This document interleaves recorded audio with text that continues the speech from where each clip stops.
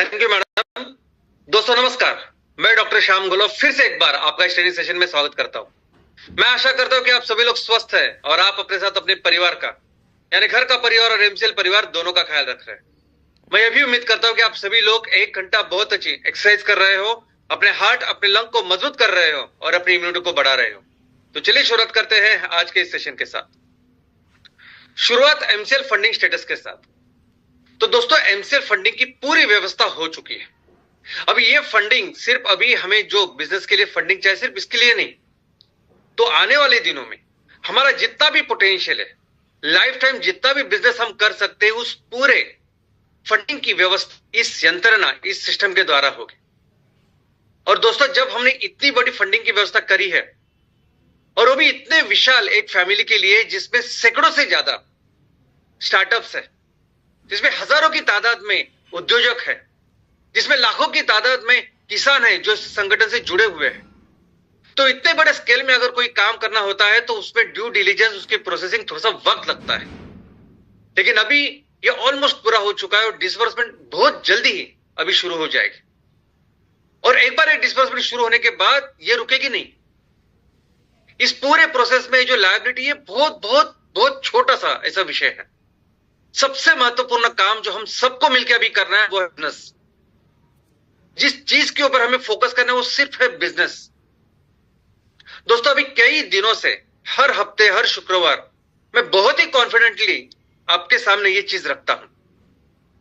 कोई कुछ भी करे, कोई कुछ भी कहे, फिर भी हम शांति से अपना काम कर रहे हैं।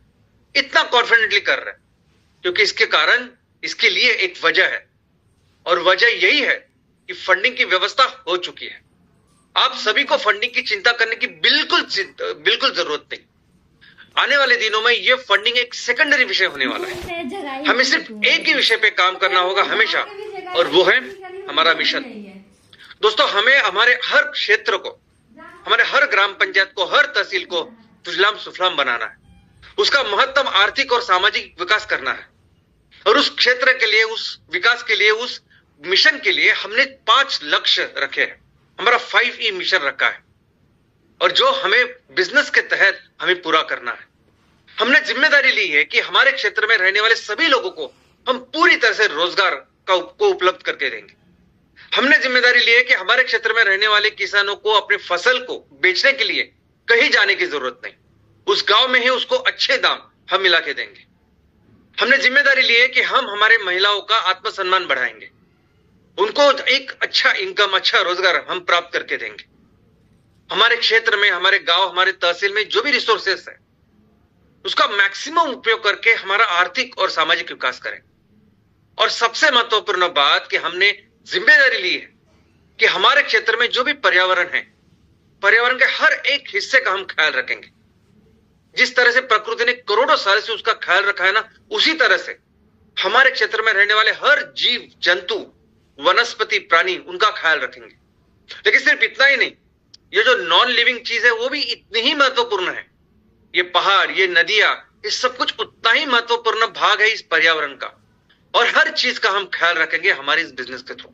और हमें सिर्फ और सिर्फ इस चीज के ऊपर फोकस करना है कि कैसे हम इस बिजनेस को करें और इसको आगे बढ़ाएं। आप इसके आगे कभी भी फंडिंग के बारे में चिंता करने की हमें जरूरत ही नहीं है। दोस्तों हमारा भारत देश जब से दुनिया में सिविलाइजेशन की शुरुआत हुई है, संस्कृति की शुरुआत हुई है, तब से लेके 95% ऑफ द टाइम दुनिया की सबसे बड़ी अर्थव्यवस्था था। लेकिन दोस्तों इतना ही नहीं, हर सेक्टर में, हर क्षेत्र में भारत ने दुनिया का नेतृत्व किया है इन सभी पीरियड में।